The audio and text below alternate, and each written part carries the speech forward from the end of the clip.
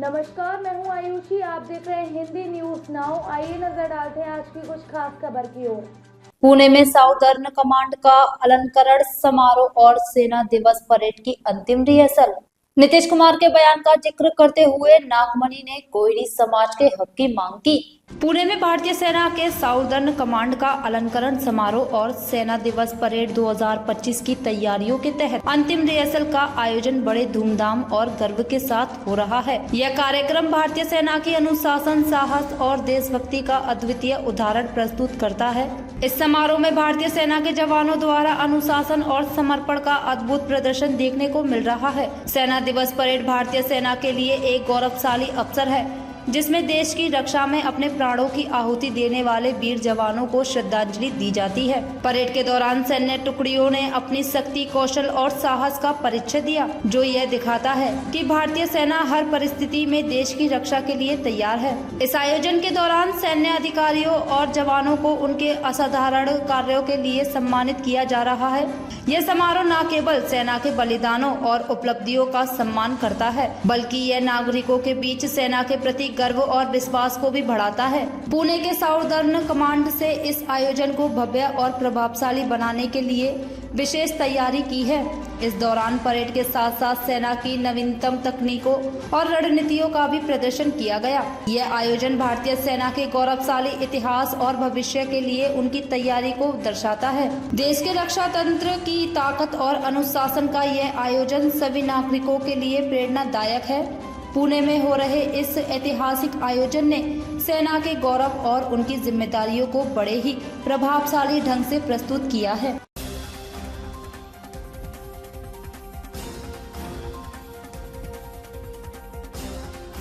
पूर्व मंत्री नागमणि ने शुक्रवार को समस्तीपुर में आयोजित संवाददाता सम्मेलन में बिहार सरकार पर जातीय जनगणना के दौरान कोयरी समाज के साथ अन्याय करने का आरोप लगाया।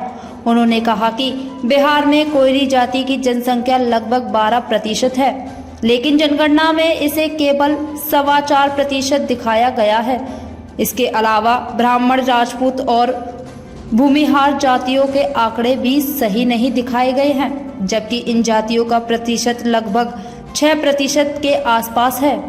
नागमणि ने इस अन्याय के खिलाफ आगामी 23 फरवरी को पटना में एक महारैली आयोजित करने की घोषणा की। उन्होंने कहा कि यह रैली कोयरी समाज को उनके वाजिब अधिकार दिलाने के लिए आयोजित की जाएगी। नागमणि ने मुख्यमंत्री नीतीश कुमार के बयान "जिसकी जितनी आबादी उतना हक" का जिक्र करते हुए कहा कि कोयरी समाज की संख्या को कम दिखाकर उनके साथ छलावा किया गया है।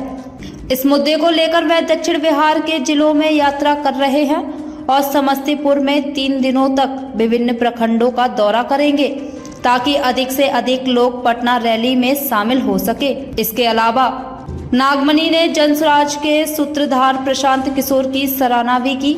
उन्होंने कहा कि बिहार के लोग अब तीसरे विकल्प की तलाश में हैं और आगामी चुनाव में प्रशांत किशोर उस विकल्प के रूप में उभर सकते हैं।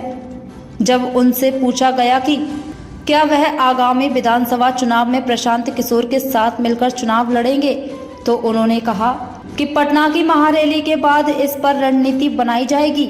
नागमणि का कहना है कि कोयरी समाज के साथ हो रहे अन्याय को लेकर उनकी आवाज को बुलंद करना जरूरी है और इस मुद्दे पर आगामी महारैली में भारी संख्या में लोग जुटेंगे। ताज़ा खबरों से जुड़े रहने के लिए हमारे चैनल को सब्सक्राइब करें और बेल आइकन को दबाना ना भूलें, ताकि हर खबर की नोटिफिकेशन आपको मिलती रहे।